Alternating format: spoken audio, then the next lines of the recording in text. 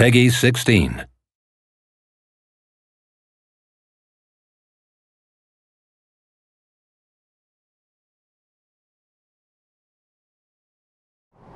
We started with the idea that we wanted to set it in the future, but in a beautiful future. We took the idea of magic and turned it into technology, so we grounded it in a reality that we could foresee.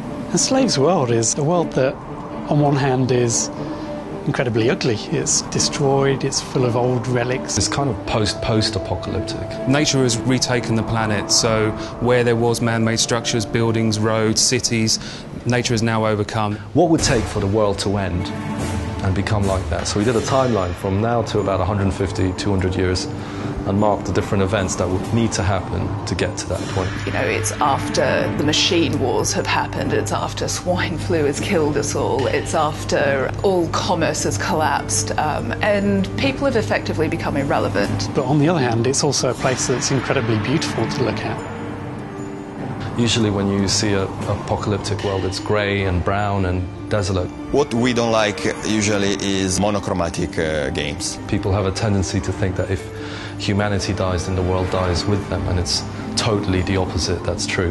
When we're off the face of the earth, nature just reclaims everything, and it's amazing how quickly you see things that we felt were permanent start to dilapidate. We much prefer to, through colors, show emotion, show colourful environment, epic views.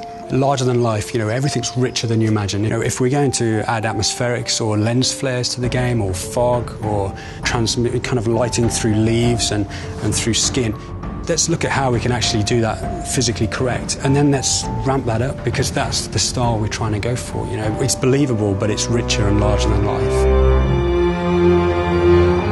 You can see places like where something horrific has happened, like Chernobyl, and where nature has retaken it. It's beautiful in amongst the destruction and desolation, and that was the feeling that we really wanted to capture. The game starts in New York, and the reason it starts in New York's a universal city. Everyone recognizes it, so when you start there, you're basically saying, this is Earth. But as they leave New York City and start heading further towards the west, towards their ultimate goal, they pass through vestiges of history. So there is one large area where hundreds of titans, large mechs, taller than buildings, fought together, smashed each other to bits, and created this kind of desolate landscape of oil spills and chemicals all merged together amongst this twisted metal.